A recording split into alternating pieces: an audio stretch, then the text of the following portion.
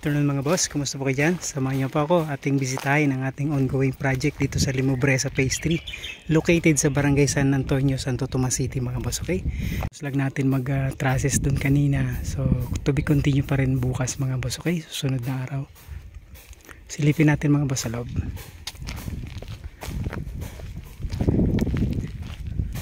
So bali nagiba na natin yung request ni client na alisin yung beam mga boss dun sa taas.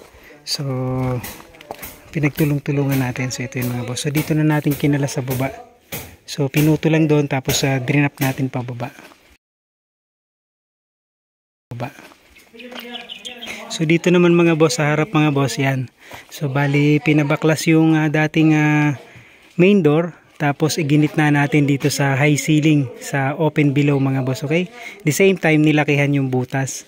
So bali yung dimension ng main door mga boss 120 by 220 mga boss, okay? Bali pivot door yung ikakabit dito mga boss.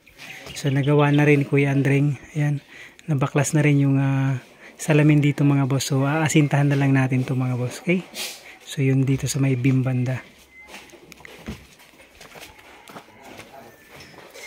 Tapos, yun dito naman sa loob mga boss, ayan. So, yung dating lanay area na glass door, bali pinasarahan, tapos nilagyan ng another bintana mga boss, okay? Tapos nilipat yung sliding glass door dito mga boss sa kabila.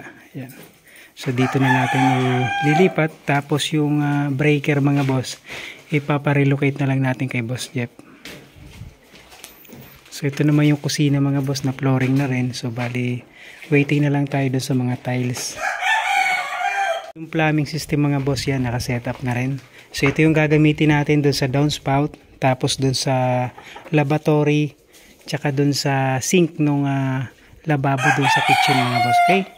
Tapos floor drain ng mga CR mga boss.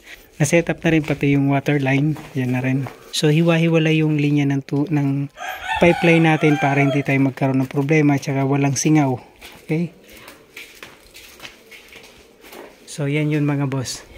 Yun lamang po muna mga boss ang ating project update dito sa Limobresa Phase 3 Linea Model House Unit mga boss. Okay? So maraming salamat mga boss. Ingat pong lahat. God bless us all mga boss.